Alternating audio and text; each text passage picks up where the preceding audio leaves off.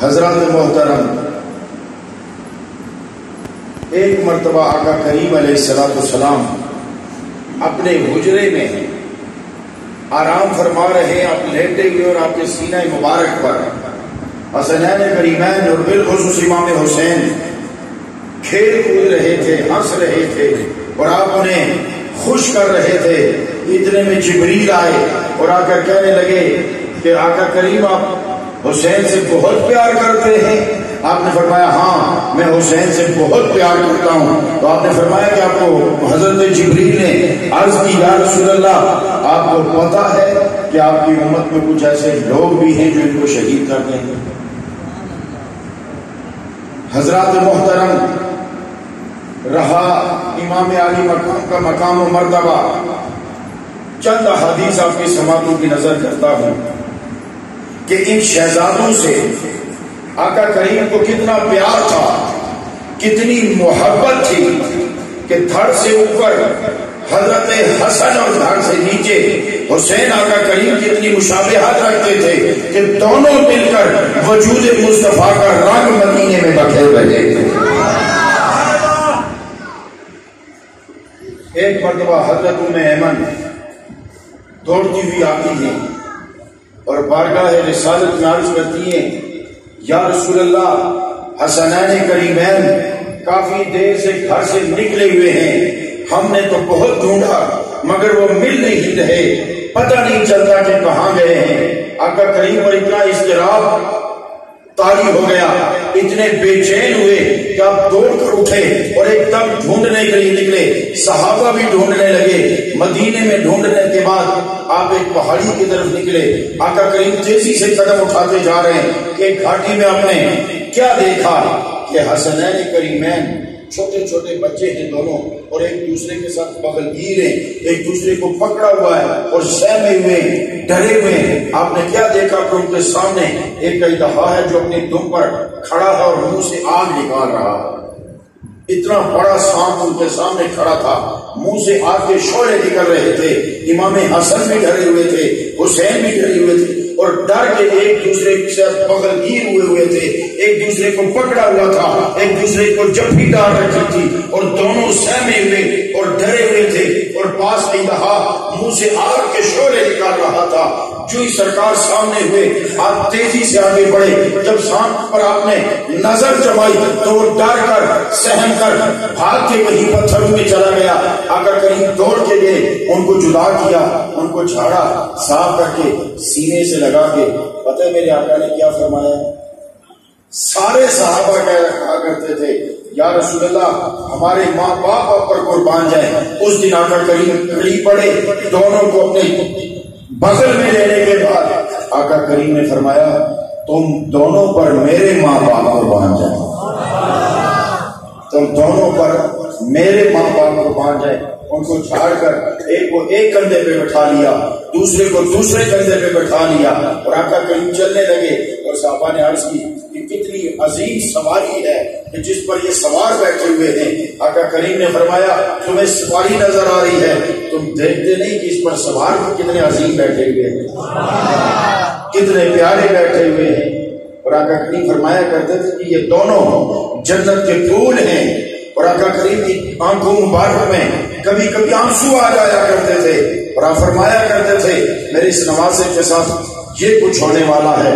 اور آؤ میں آپ کو ایک خاص بات بتانا چاہتا ہوں۔ آقا کریم نے فرمایا الحسین منی وانا من الحسین، حسین مجھ سے ہے میں حسین سے ہوں۔ میں اس پر غور کر رہا تھا اس میں حکمت کیا ہے، اس میں راز کیا ہے، تو سنو ارے آقا کریم کی وہ ذات ہے کہ جس ذات نے دنیا کی کوئی ایسی نیکی نہیں جو آقا کریم نے سر انجام نہ دی ہو، دنیا کا کوئی ایسا امتحان نہیں جس سے آقا کریم نہ گزرے ہو۔ آقا کریم نے فرمایا کہ جتنے صحابہ انبیاء سے امتحان لیا گیا ان سے سخت ترین امتحان مجھ سے لیا گیا، مگر آپ کو بظاہر شہادت کا موقع نہیں ملا۔ حضرت امام حسین نے شہادت پا کر باب سیرت کو ایسی تکمیل عطا فرمائی کہ نبوت کا اعلان سرکار نے کیا، شہادت کا جب حسین نے پی کر آقا کریم کی سیرت کو تکمیل فرمایا۔ اتنی رونقیں آپ کے چہرے پہ ہوا کرتی تھی کہ امام حسن کا اور امام حسین کا بچپن دیکھو یا جوانی دیکھو، حسن نکھرا نکھرا نظر آیا کرتا تھا، حسن آپ پر نچھاور ہوا کرتا تھا۔ اور صحابہ کی محبت کا عالم یہ تھا کہ صحابہ کرام جب دونوں شہزادے پیاسے ہیں، پانی کا قطرہ گھر میں موجود نہیں، اس پیاس کی وجہ سے دونوں رو رہے ہیں۔ آقا کریم نے صحابہ سے کہا، انہوں نے اپنے مشکیزوں میں پانی ڈھونڈا، پانی تلاش کیا، ڈھونڈتے رہے، پانی نہ ملا۔ جب پانی نہ ملا تو آقا کریم علیہ السلام نے حضرت فاطمہ کو فرمایا، فاطمہ حسن کو اٹھا کر مجھے پکڑا۔ حضرت فاطمہ نے حضرت حسن سرکار کو جب پکڑائے تو سرکار نے اپنی زبان مبارک حضرت حسن کے منہ میں ڈالی، حضرت حسن نے نبی پاک کی زبان چوسی، آپ کی ایسی پیاس بجھی کہ بڑے آرام سے خاموش ہو گئے۔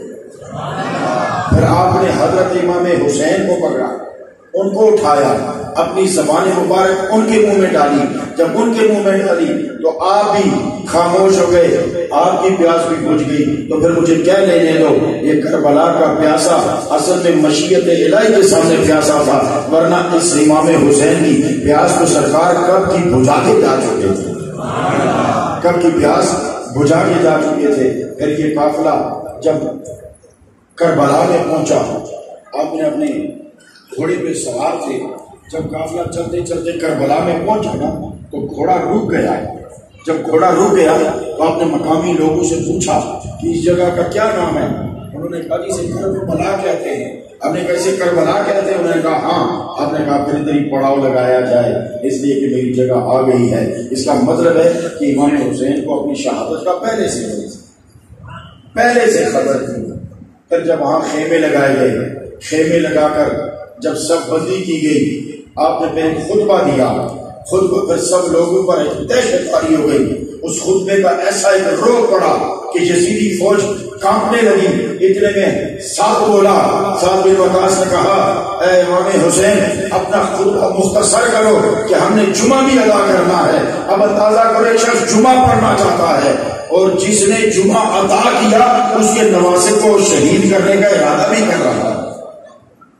کتنا بڑا ظلم تھا کہ وہ معصوموں کا قافلہ، ان شہزادوں کا قافلہ، حرم نبوی کے وہ افراد وہاں خیمہ زن ہوتے ہیں، خیمے لگ جاتے ہیں اور پھر وہاں بیٹھتے ہیں۔ اور پتہ امام علی مقام نے وفا آزمانے کے لیے کیا کیا کہ جب سارے کے ہر فرمان میں کہ اہل بیت کو کشتی سے مشابہت دی اور صحابہ کے لیے فرمایا اصحابی کا نجوم، یہ بڑی سننے کی بات ہے، بڑی توجہ طلب بات ہے۔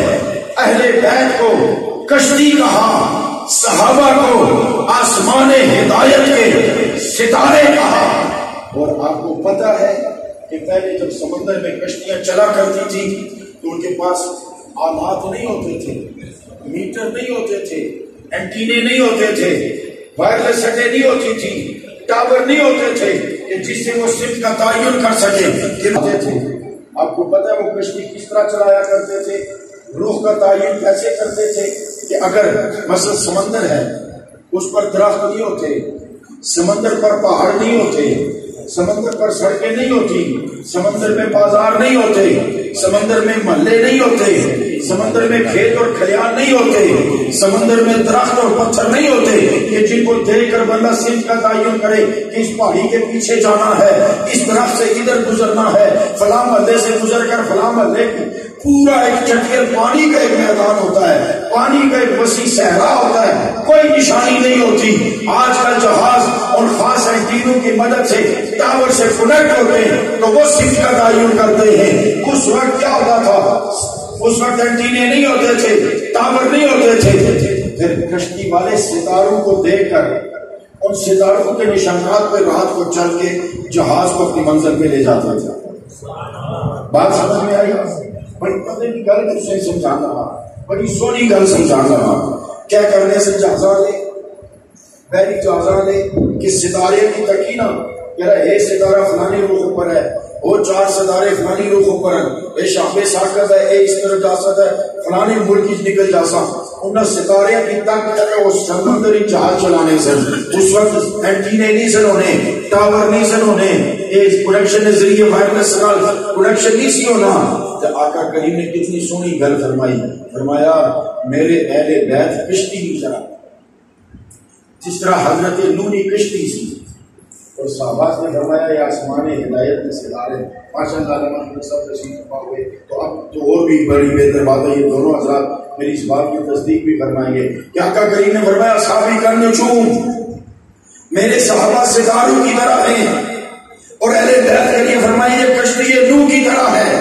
تو آپ نے ہدایت دے دی نا کہ بچے گا وہ جو کشتی میں آئے گا, یعنی صحابہ اہل بیت کی غلامی میں آئے گا, اور درست پر تب جائے گا جب صحابہ کی اتباع کرے گا. بات سمجھ میں آئی؟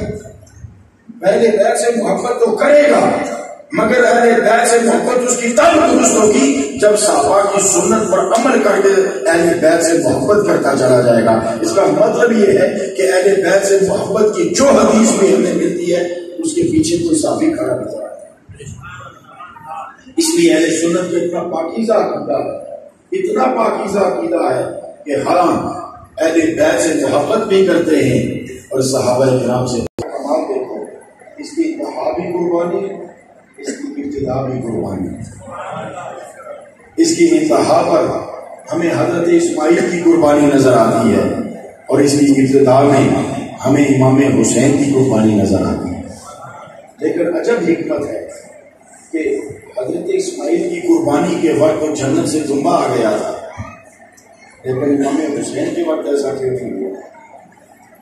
اس لیے کہ حضرت امام حسین کی شہادت کے پیچھے یہ حکمت کار فرماتے ہیں کہ حسین شہید ہوں گے, ظلم آشکارا ہوگا, حق کا پتہ چلے گا.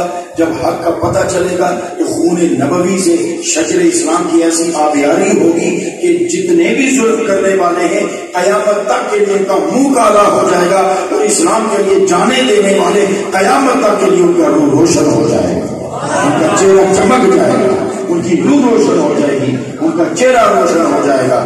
حضرات محترم, میرے آقا کریم علیہ السلام نے فرمایا کہ جانے لگے میرے امتیوں, تم میں دو چیزیں چھوڑ کر جا رہا ہوں, ایک قرآن اور ایک میرے اہل بیت. یہ جدا نہیں ہوں گے حتیٰ کہ قرآن اور اہل بیت دونوں حوض کوثر پر آ کر مجھ سے ملیں گے. لہذا اہل بیت سے محبت, اہل بیت سے پیار, اور 10 محرم الحرام کو کیا کرنا چاہیے؟ 10 محرم الحرام کو زیادہ سے زیادہ قرآن خوانی کرنی چاہیے, زیادہ سے زیادہ تلاوت کرنی چاہیے, محافل منعقد کرنی چاہیے, اس میں شان اہل بیت بیان کرنی چاہیے, اور احتیاط کے ساتھ بیان کرنی چاہیے کہ ادھر ادب کا دامن بھی نہ چھوٹے, ادھر محبت میں کمی بھی نہ آئے, نہ اہل بیت کی محبت میں کمی آئے, نہ صحابہ کا دامن چھوٹنے میں آئے. اس دن اگر روزہ رکھا جائے, یہ دونوں دن, اس کی اور بڑی فضیلت ہے, اور زیادہ ثواب ہے. وہ تو پہلے سے سرکار روزہ رکھا کرتے تھے, اور اب اگر رکھا جائے تو اور زیادہ ثواب ہے. اور اس دن ختم خیرات کرنا, لنگر بانٹنا, ایثار ثواب کرنا اہل بیت سے اظہار محبت ہے, اور اہل بیت سے اظہار محبت ایمان کی جڑ اور بنیاد ہے. اس لیے حضرات محترم, اللہ تعالیٰ ہمارے حال پہ کرم فرمائے اور ہمارے دلوں میں اہل بیت کی محبت پیدا فرمائے, اہل بیت کے ساتھ پیار اللہ تعالیٰ ہمیں عطا فرمائے. حق پر قائم رہنا اس پرفتن دور میں یہ دعا کرے, کیونکہ آج کل عقیدوں پر بھی حملے ہو رہے ہیں, اعمال پر بھی حملے ہو رہے ہیں, نمازوں کے طریقوں پر بھی حملے ہو رہے ہیں, مزارات پر جاؤ تو وہاں بھی حملے, یعنی عقیدوں پر حملے ہو رہے ہیں. میرے عزیزان محترم, اس پرفتن دور میں جب بھی آپ کو عقیدے میں الجھن محسوس ہو, آپ ہمیشہ صحابہ کرام کا عقیدہ لیں.